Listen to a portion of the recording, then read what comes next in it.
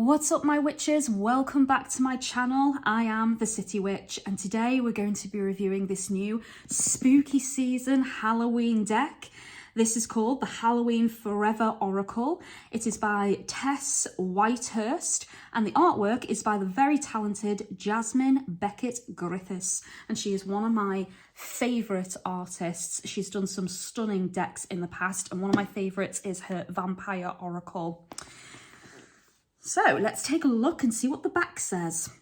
Step into the Halloween Forever Oracle, where the veil between the worlds is perpetually thin, drawing inspiration from traditions like Samhain and Dia de los Mortes, and I hope I say that right.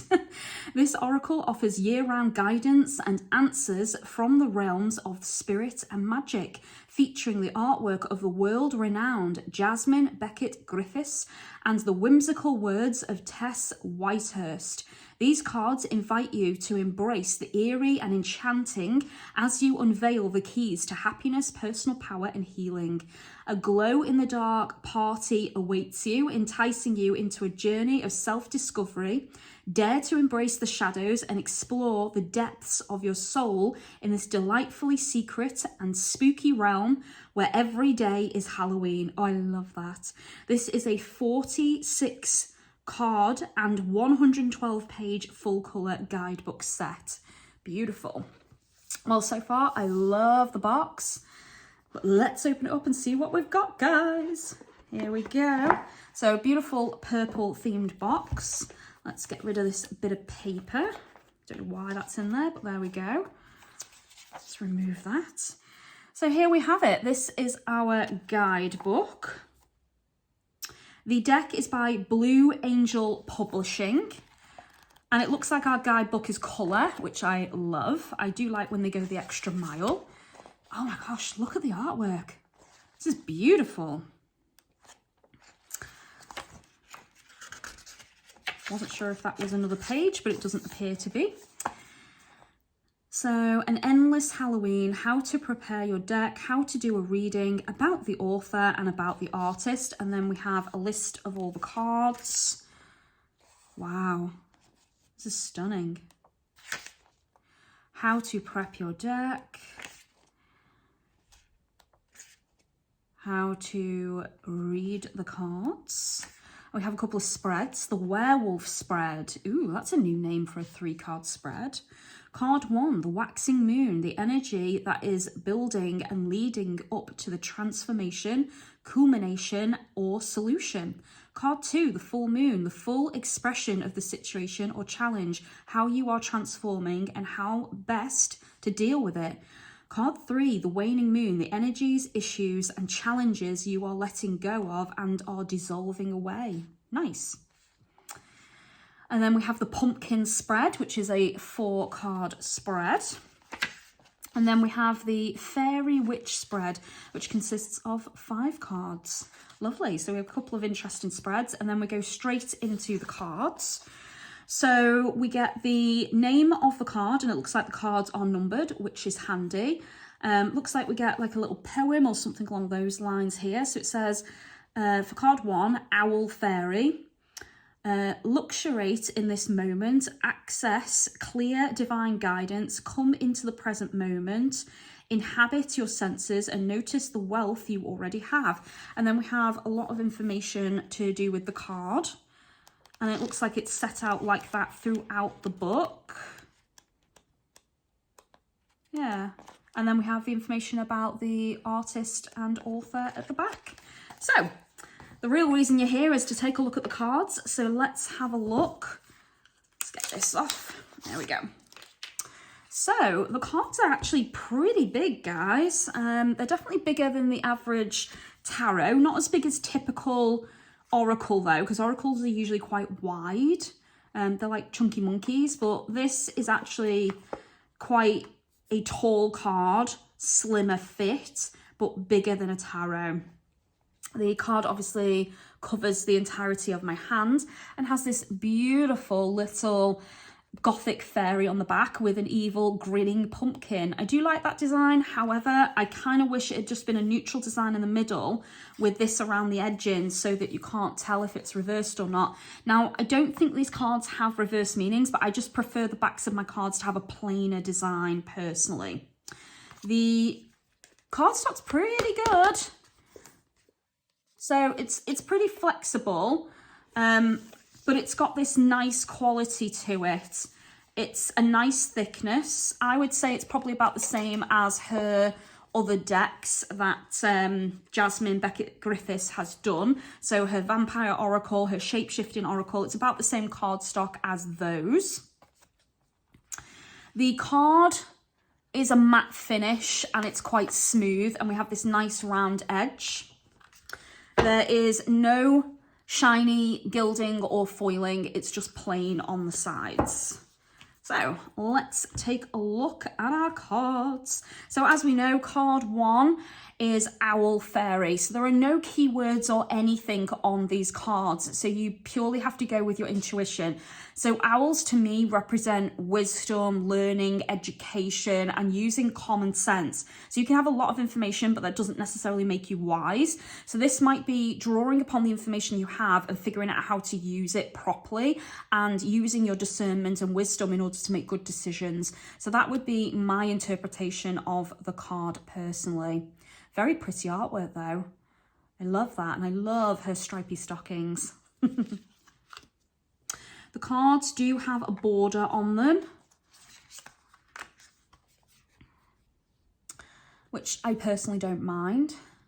So card number 2 is the Candy Witch. Ooh, someone has a bit of a sweet tooth.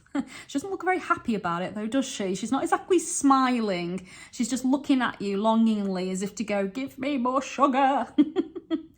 It's a very cute card. Ooh, I like this one.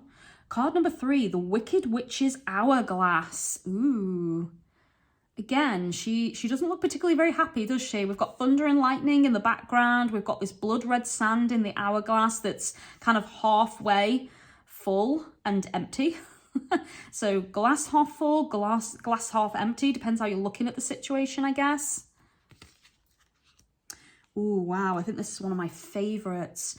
Card number 4, Lilith's Freedom. So this is definitely a card of independence for sure. Standing up for one's beliefs and breaking the chains that bind you to something, someone, or maybe a situation, like a promise that you can no longer keep, or a vow you made once. Maybe it's keeping you in a certain toxic situation, or, you know, kind of keeping you beholden to someone, or maybe they're lording something over you constantly and you feel like you owe them, but you don't actually owe them anymore. So this would definitely be a card of freedom, breaking those chains and the bondages that bind you, I would say. And that's a gorgeous image for Lilith. I really like that card.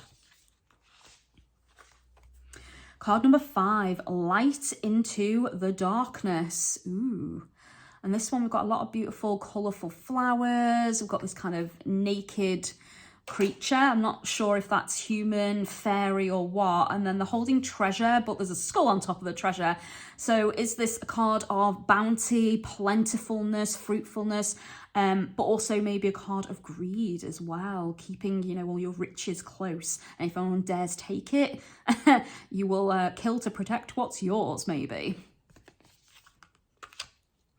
Second Spring. Ooh, that's really pretty as well. So spring usually represents new beginnings. The world is just waking up.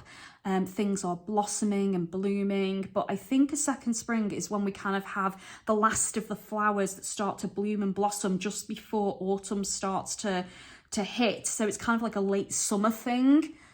I could be wrong there though, but I think when you're talking gardener terms, I think they have what they call a late spring, which is where flowers blossom and it's like that last hurrah before the weather changes. It's pretty though. Card number 7, Work Your Magic. This one feels like a necromancy card to me with the skeletons in the background. She looks like she's bringing them to life with this spark of energy coming from her fingers as well. And then I love that we have this cute little cat there, which I'm going to name Salem because he looks like a Salem. Oh, how adorable. Card number 8, Cuddle the Dragon. Oh, yes. I will most certainly cuddle the dragon. I have a dragon teddy bear on my bed. Don't judge me, guys. I'm nearly 40 years old and I cuddle my teddy bear dragon while I read my books. I love that dragon. It's a black dragon, and because I work dragon magic and I am a draconic practitioner, that dragon is part of my practice and one of my familiars. And yes, you can place spirits inside teddy bears, guys. I don't know if you know that or not, but you can. You can literally house them in anything.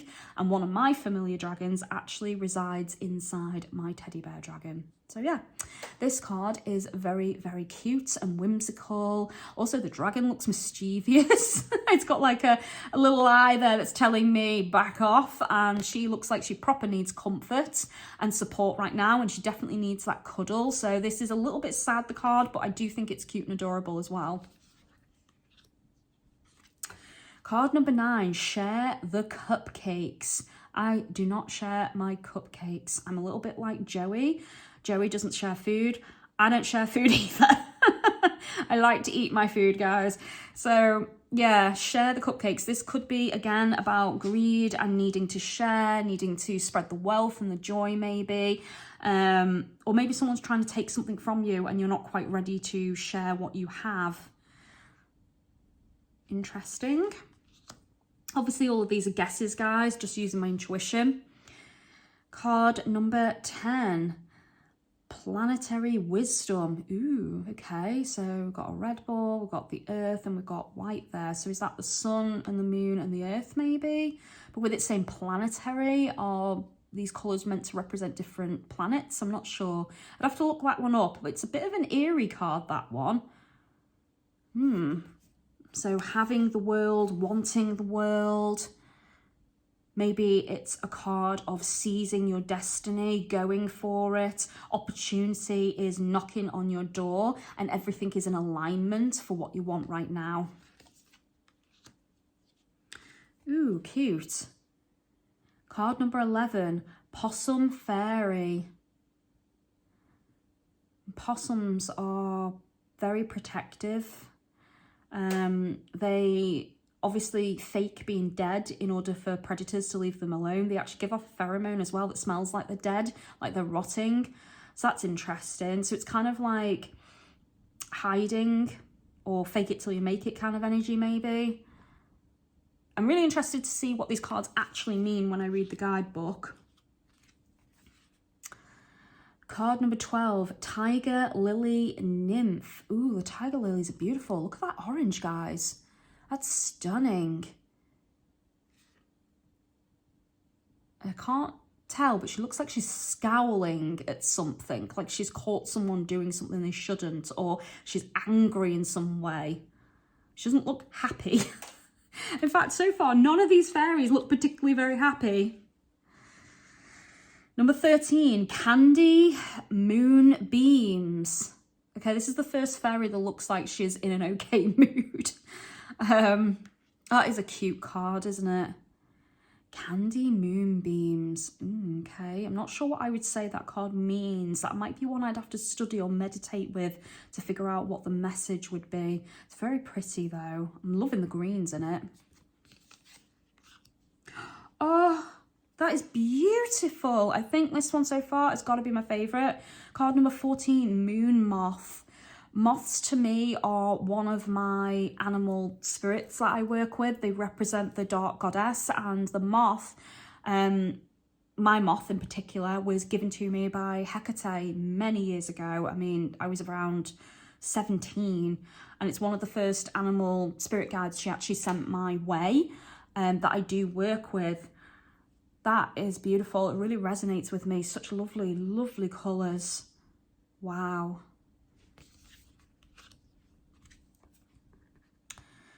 Card number 15, Voodoo in Violet. Don't mess with this one. She has a voodoo doll. Okay, so this is a very powerful card. I feel like it is meant to empower you and give you control and dominance over a situation and tell people that you're capable of darkness, but you're also capable of good things as well. And maybe people shouldn't judge before they get to know you. Very beautiful. I love the purples. Purple is one of my favorite colors. Ooh, we have a card for Hecate.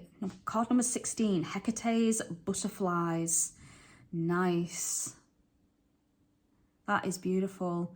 Butterflies are all about transformation, transcendence, change, metamorphosis. So this could be a kind of death card maybe, where you're transitioning from one thing to another, but you have to embrace that change in order to fully transform and become who you're meant to be. Also, we've got the key there as well that she's holding. So maybe she's going to give you the keys to the next chapter of your life. You've just got to open the door and walk through it. So again, another symbol of transition. Card 17, Death Priestess. Ooh, there's a lot of death symbols here. We've got the kind of dead rider on a horse there that's all skin and bone. She's holding a skull here. And then we have they're these sickness doctors, aren't they? So they wear these masks during the plague doctors, that's the word I was looking for. So we've got the plague doctors there that helped clear the death that occurred during plagues.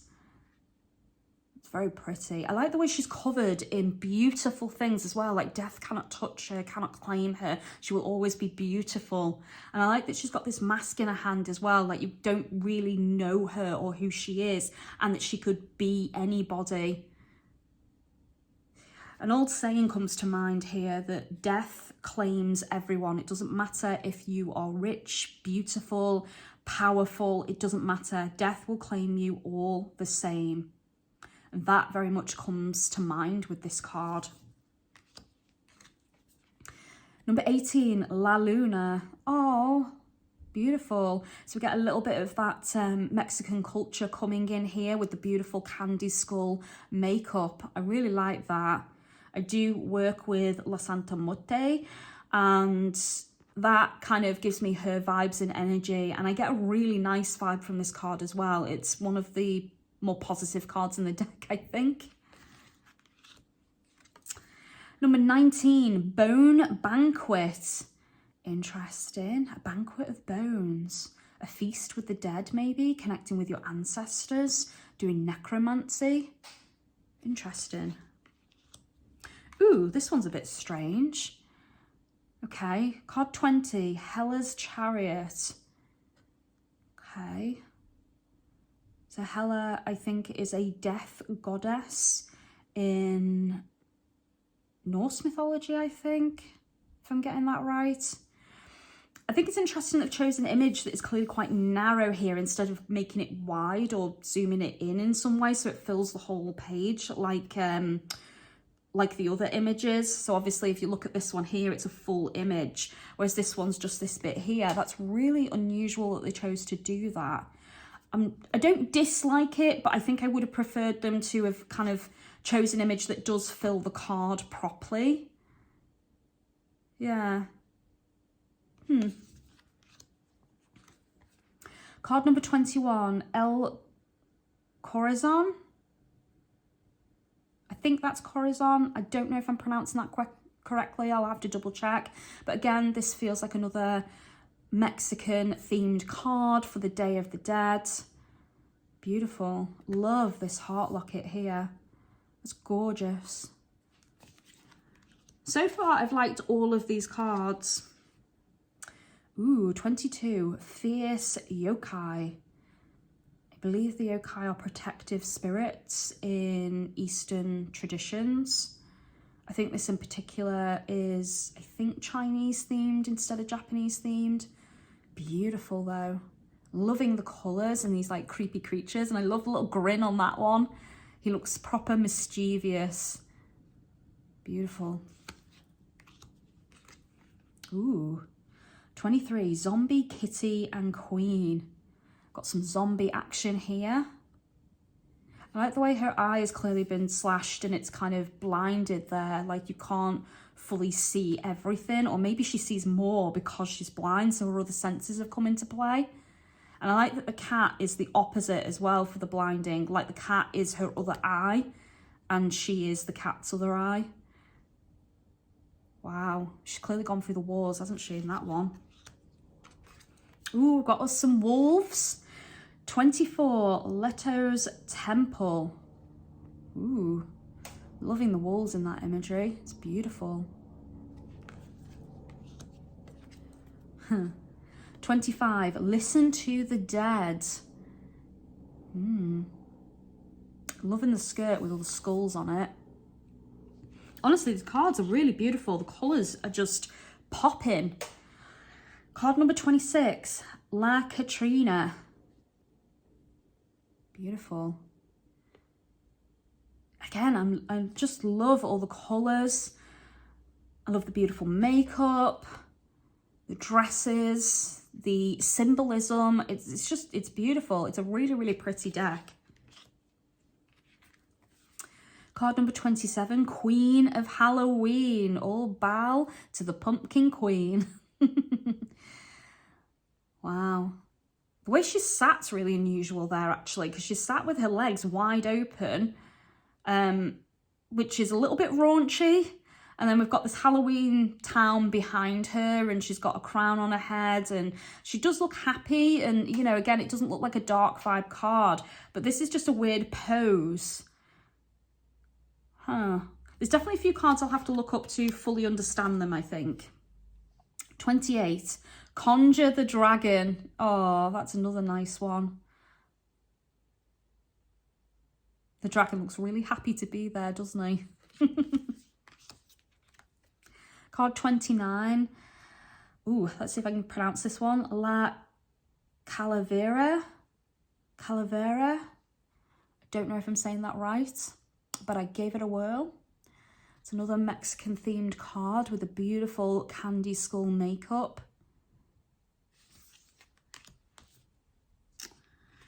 Card number 30, Empire of Bones. Ooh, surrounded by death. I like how all the bones are different animals as well. They're not like just all human. Because that one kind of looks like a crocodile skull, got a bird skull. This one looks like maybe some kind of an ape. And then looks like we've got another bird skull there. Got loads of teeth. It's interesting. It's also catching my eye that this skeleton looks to be whispering in her ear, like telling her secrets. So this could be a card of gathering intel and communication with the dead, maybe. Ooh, we've got Sanctissima. Card number 31, Santa Muerte, for the Day of the Dead. The beautiful, pale, sweet sister, as we call her. Beautiful. I think that's definitely one of my favourites in the deck as well. 32, Fire Ritual. Ooh, a bit of pyromancy. I love that the fire's in her eyes in that one. It's beautiful. It's also quite creepy and eerie, that one, at the same time. And I didn't realise that this is a heart here. I don't know if you can see that, guys, but there's fire inside her heart. So maybe this is about passion and focus and desire and determination, and nothing will hold her back. So that fiery, strong energy. 33. Ooh, I don't know if I'll be able to pronounce this one. Chiaroscuro. I probably am saying that completely wrong. This one's definitely giving me Wicked vibes, with obviously the Wicked Witch of the West, and then Glinda the Good Witch, or Good Fairy as she called herself. Interesting. I like the way they're looking away from each other as well. Like there's a clear divide, isn't there, that they don't necessarily get along. So this could be about arguments, disagreements, differences, and finding similarities and looking for peace and reconciliation rather than argue and fight. Interesting. 34, Octopus Fairy. It's cute. 35, Ophelia's Ghosts. Ooh, yeah, because she was haunted. I remember rightly, I think she went a bit cray-cray as well, a little bit crazy. Ooh, this is a bit weird.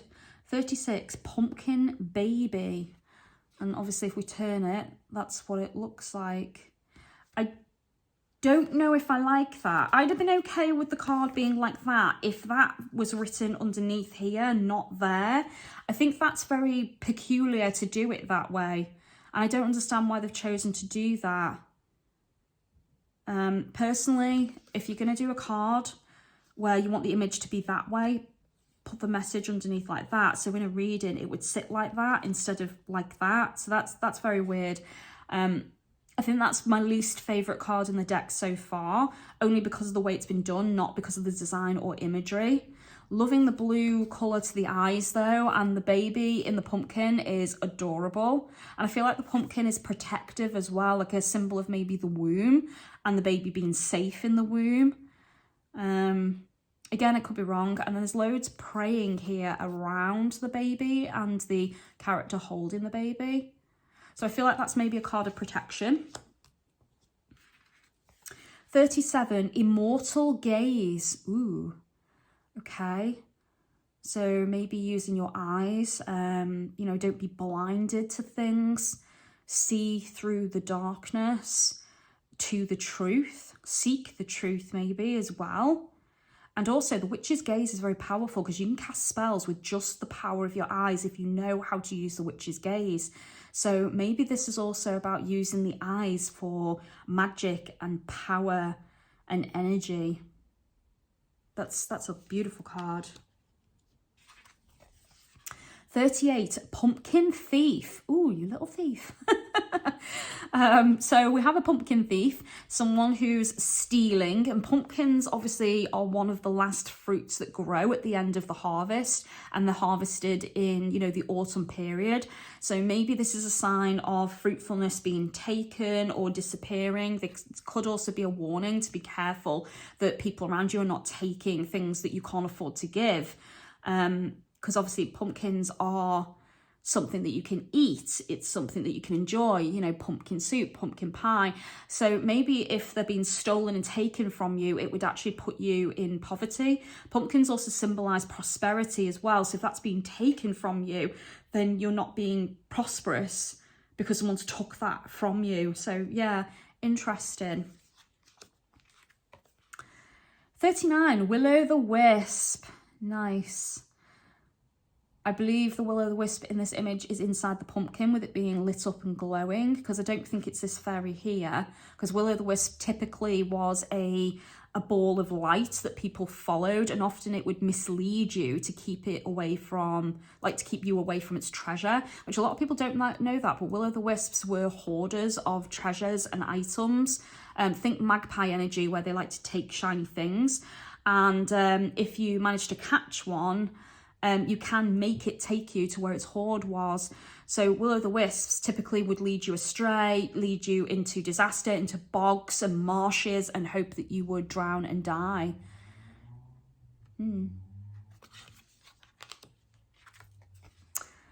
Card number 40, Jack-o'-lantern of Love. Aw, look at his grin. He looks like he's completely besotted with someone. I get a really nice vibe from this card. This one is a happy, happy card. Ooh, 41, Medusa's Mysteries. Wow. Medusa looks quite sad in this imagery, but the thing that catches my eye the most is this like creature in her arms, which I believe is a cat, but we also have snakes coming out of it, just like we do with her and her hair. And there's also like mini snakes in this creature's hair. So is this like a familiar maybe? But the grin is really creepy, like the Cheshire Cat. Card number 41, Pumpkin Promise. Ooh, okay. Promises made, vows, being loyal, keeping your promises. You know, are you a person of honour? Do you keep your word? That's a lovely image as well. Again, that's quite a happy card. You know, she's not quite smiling, but she's not angry or upset or anything like that. She's got a beautiful, lovely face, and she's looking at you eagerly, like, you know, will you make this promise, this vow with me? Card number 43, Moon Mistress, and we've got more wolves. This is a lady of prestige, power, wealth. The wolves are beautiful in this image. I really like them. And then we've got card number 44, Autumn Angel. Look at all those black cats. I believe this image, or one very similar, was used in her vampire oracle as well. It's lovely. I like the way the sun is coming up as well. So it looks like it's like a new horizon. It looks like there's new fresh energy. You know, another day is dawning. You know, it's not as bad maybe. Okay, we've got another card that sits on its side. 45, Dracula's Heiress. That's a beautiful image. I believe that's the first vampire card we have in this deck as well, because I don't think there's been any other vampires so far. Again, I do wish that the message was here, not there, but that is beautiful. I do love the dragon in that image. I like the way she has dragon wings as well, instead of like angel or fairy wings. And also she's sat on a coffin. I've only just noticed that. And she's in a graveyard. There's a lot to see in this particular image. And the more I look, the more I'm seeing things. Wow. That's got to be one of my favourites as well. And the last card, which looks like another vampire card, number 46, Daughters of Night.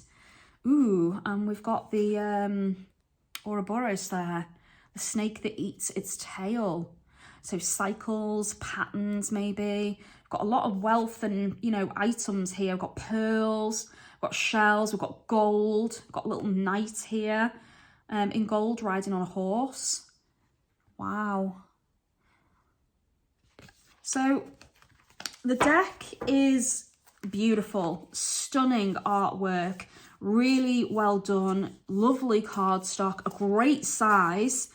I think the things that let it down for me is those two cards that were on their side where they chose to keep the writing at the bottom of the card instead of move it. I think that I would have personally changed.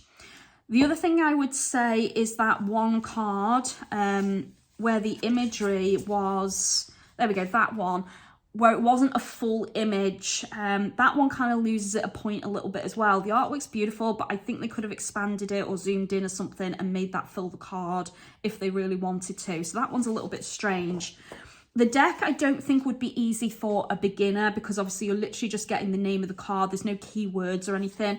But I think if you really put your mind to it, you can think about what the card means to you and use your imagination.